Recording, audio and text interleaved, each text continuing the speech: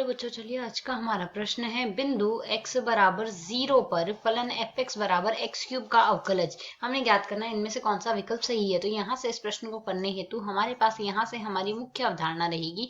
मुख्य अवधारणा यहाँ से हम काम में लेंगे। यदि हमें यहाँ से फलन मॉड x के रूप में दिया गया तो मॉड x के बारे में हम जानते हैं। मॉड x का मान यहाँ तो धनात्मक x आता है जब भी x का मान 0 या 0 से बड़ा आता है, और यदि x का मान 0 से छोटा आता है उस स्थिति में माइनस का x लिया जाता है। तो यदि अब हम प्रश्न के अनुसार देखें, fx बराबर हमें यहाँ से दिया क्या गया है, fx बराबर हमें यहाँ से दिया गया है x cube, mod x cube. तो मॉड x क्यूब यदि हम यहाँ से देख रहे हैं तो मॉड x तो हमने यहाँ से पहले ही लिख दिया। तो यदि हम यहाँ से देखेंगे हमारे पास यहाँ से इसका मान क्या आ जाएगा, मॉड x क्यूब दिया गया है ये। तो यहाँ से हमारे पास मान क्या आ जाएगा, मॉड x का क्यूब है, अर्थात या तो हमारे पास मान x आएगा तो x का क्यूब आ गया, या फिर मान माइनस का x आ गया तो माइनस x की क्यूब आ जाएगा हमारे पास। जब भी x का मान 0 या 0 से बड़ा है तब यह आएगा, और जब भी x का मान 0 से छोटा है तो यह स्थिति बनेगी। तो अब हमने यहाँ से अवकलन देखना है।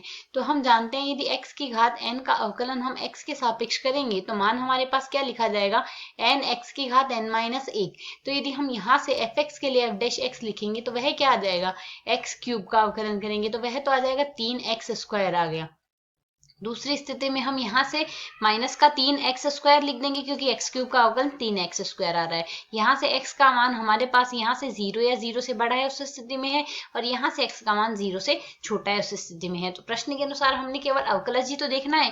तो यह अवकलज विद्यमान कब होगा, जब हमारे पास x बराबर 0 पर f डैश x के लिए यहाँ से बाईं सीमा बराबर आ जाएगी दाईं सीमा पर। तो f डैश x के लिए लेफ्ट हैंड लिमिट यदि देखेंगे तो लिमिट h का मान हमारे पास 0 की ओर अग्रसर रहेगा।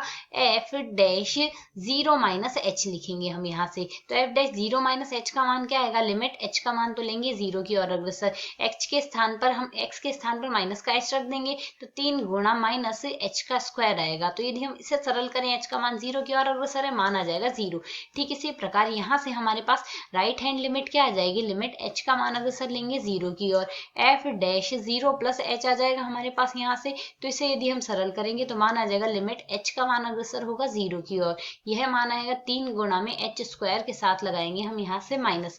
तो यहाँ पर हमारे पास मान क्या आ जाएगा 0। तो जैसा कि हम देख सकते हैं बाईं सीमा बराबर आ गई दाईं सीमा के, अतः x बराबर 0 पर सीमा का अस्तित्व हो गया। अतः f डैश x का x बराबर 0 पर सीमा का अस्तित्व है, अतः f x बराबर 0 पर अवकलनीय है, x बराबर 0 पर अवकलनीय है। और यहाँ से सीमा हमारे पास क्या आ रही है, लेफ्ट हैंड लिमिट बराबर राइट हैंड लिमिट बराबर फलन की सीमा जो कि बराबर आ रही है 0 की। अतः यहाँ से x बराबर 0 पर f का अवकलज हमारे पास आएगा यहाँ से 0, जो हमारे इस प्रश्न का हल है। आशा है समझ आया। धन्यवाद।